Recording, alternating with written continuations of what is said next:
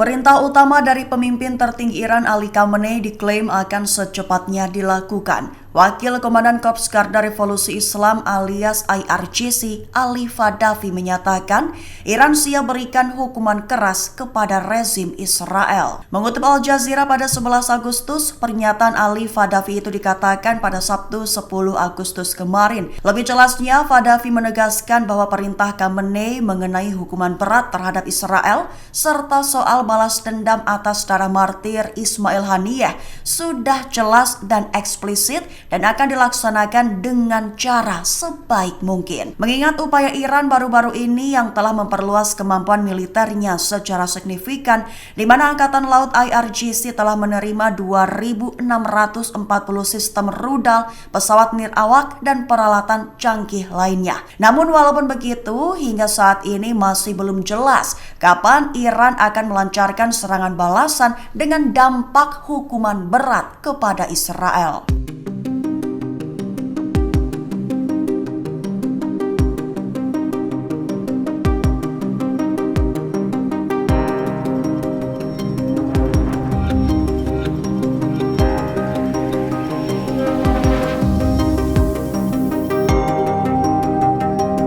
Serangan udara Israel di sekolah Al-Tabin di Gaza diyakini memakai persenjataan sebanyak 3 bom, di mana masing-masing bom diyakini seberat 2.000 pon atau sekira 907 kg. Mengutip Al Jazeera pada 11 Agustus, bahkan imbas dari serangan udara Israel tersebut menewaskan sedikitnya 100 orang. Perlu diketahui di awal, serangan terhadap sekolah Al-Tabin yang terletak di distrik Daraj, Gaza telah terjadi pada Sabtu 10 Agustus kemarin. Bisa dikatakan bahwa serangan Israel kemarin itu tepat mengenai sebuah musola di dalam sekolah.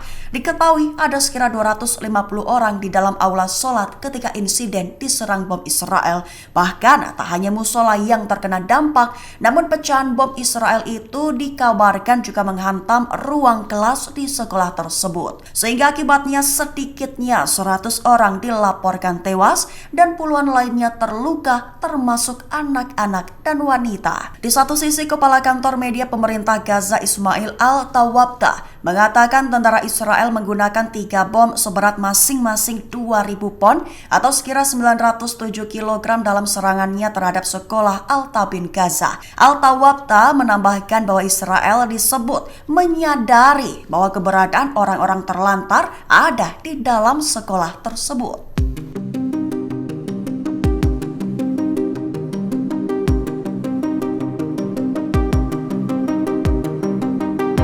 Yordania diklaim akan menjadi medan perang Israel-Iran. Dengan begitu, Menteri Luar Negeri Yordania Ayman Safadi memberikan jawaban tegas. Mengutip Al Arabiya pada 11 Agustus, kabar itu diketahui telah disampaikan Ayman Safadi pada Sabtu 10 Agustus kemarin. Safadi tegas menyatakan bahwa Yordania tidak akan menjadi medan perang bagi Iran atau Israel. Ia menekankan bahwa pihaknya telah memberitahu Iran dan Israel bahwa Yordania tidak akan membiarkan siapapun melanggar wilayah udara mereka dan membahayakan keselamatan warga negaranya pula. Sekali lagi, Safadi menegaskan bahwa Yordania akan mencegat apapun yang melewati wilayah udara mereka atau bahkan serangan apapun yang dianggap sebagai ancaman bagi Yordania atau warga negara mereka. Sehingga Safadi menegaskan kembali bahwa Yordania tidak akan menjadi medan perang bagi Iran atau bahkan Israel.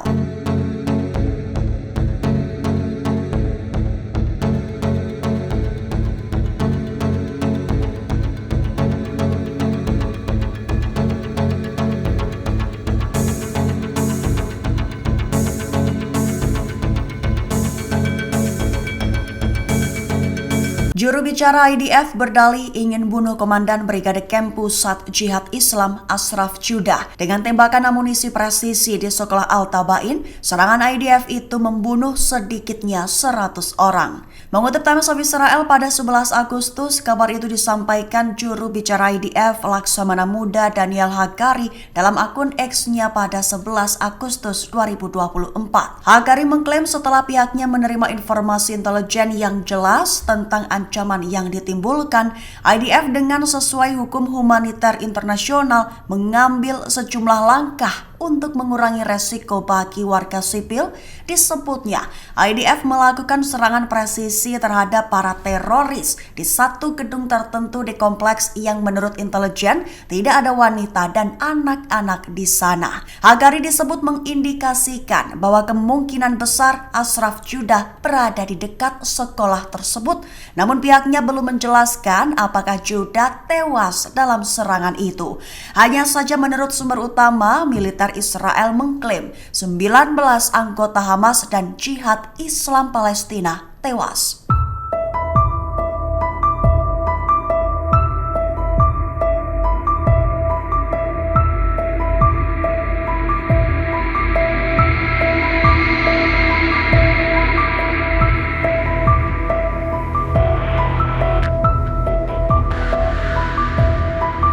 Iran mengecam keras serangan Israel di sekolah di Gaza dengan sebutan biadab dan kejahatan perang. Mengutip Arab News, pada 11 Agustus, kecaman itu terlontar dari perkataan juru bicara Kementerian Luar Negeri, Nasser Kanani, dalam sebuah pernyataan. Bisa saja serangan Israel itu menjadi tambahan pertimbangan bagi Iran untuk menyerang Israel dalam serangan balasan. Terbaru setelah serangan udara Israel ke sebuah sekolah di Gaza pada 10 Agustus kemarin, Iran mengutuk keras Israel. Iran mengutuk serangan udara Israel yang biadab terhadap sebuah sekolah di Gaza, mengingat sekolah itu menampung warga Palestina yang mengungsi. Bahkan serangan udara Israel itu mengakibatkan ratusan jiwa melayang dan puluhan lainnya luka-luka. Iran mengatakan bahwa serangan itu adalah contoh nyata dari genosida, kejahatan perang, dan kejahatan terhadap kemanusiaan yang dilakukan Israel secara bersamaan. Kanani pun menyerukan tindakan tegas oleh negara-negara muslim dan pecinta kebebasan di seluruh dunia untuk mendukung bangsa Palestina.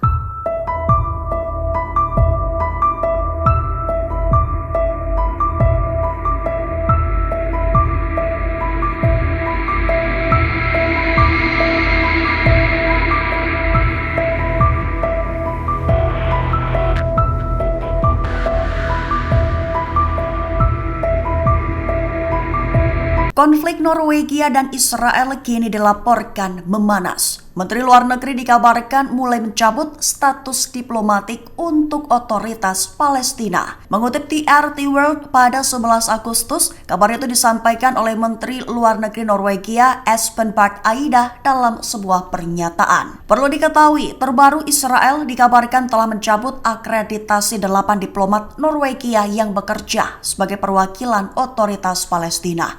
Tindakan tersebut memicu tanggapan tajam dari Menteri Luar Negeri Norwegia yang menyebutnya sebagai tindakan ekstrim. Sehingga Barth Eide menyatakan bahwa sekarang Oslo sedang mempertimbangkan tanggapannya terhadap situasi tersebut. Norwegia menyalahkan pemerintah Perdana Menteri Israel Benjamin Netanyahu atas perselisihan diplomatik yang terjadi. Terkini Norwegia mengatakan telah memanggil seorang pejabat kedutaan Israel untuk memprotes keputusan Israel mencabut status diplomatik utusan Norwegia untuk otoritas Palestina tersebut.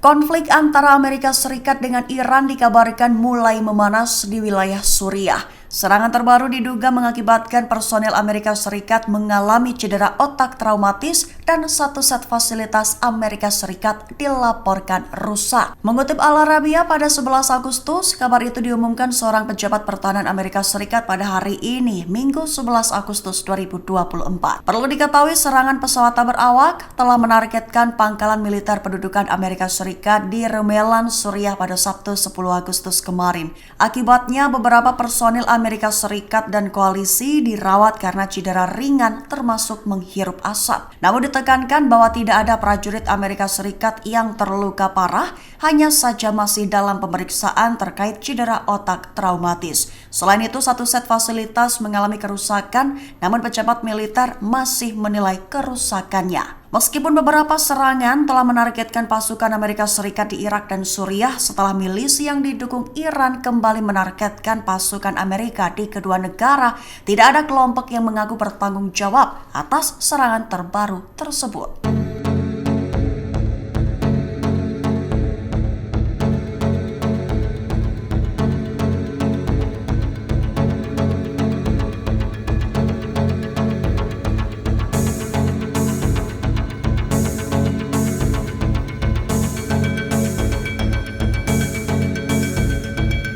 Pasukan Israel dikabarkan telah meningkatkan penggunaan perangkat pengacau GPS, terkhusus di wilayah Eilat di sepanjang perbatasan Yordania dan di perbatasan utara dengan Lebanon. Mengutip Wala pada 11 Agustus diidentifikasi bahwa minggu lalu Israel mengintensifkan penggunaan perangkat pengacau GPS tersebut.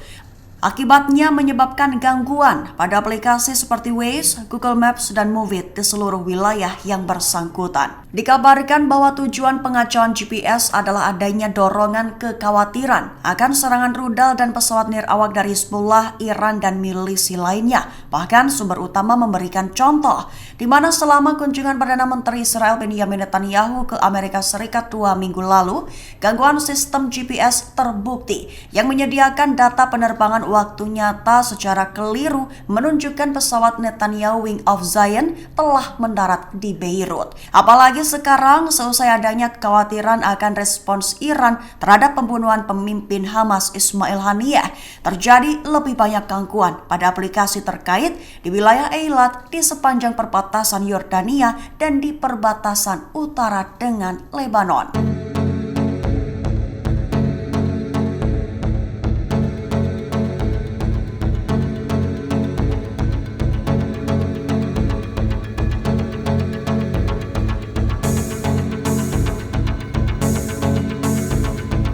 Anggota Knesset sayap kanan Amit Halevi mengecam keras Gedung Putih dan juru bicara keamanan nasional John Kirby. Mengutip Al-Mayadin pada 11 Agustus, Amit Halevi melontarkan kecaman keras dengan menuduh Amerika Serikat menyesatkan publik dan membahayakan keamanan Israel. Dikabarkan kecaman Halevi itu muncul sebagai respons atas kecaman Kirby terhadap Menteri Bezalel Smotrich. Lebih lanjut, Halevi menuduh Kirby memberikan tekanan ekstrim kepada Perdana Menteri Israel Benjamin Netanyahu, terkhusus tentang berkompromi mengenai prinsip-prinsip inti keamanan Israel. Menurut Amit Halevi, campur tangan Kirby telah mempengaruhi kepala staf dan kepala Shin Bet, sehingga Halevi memperingatkan bahwa dukungan Kirby terhadap penarikan pasukan Israel dari koridor Philadelphia akan secara langsung menyebabkan pembantaian dan penculikan anak-anak berikutnya di Nir Oz dan Be'eri dan mengakibatkan kekalahan efektif dalam perang melawan Hamas.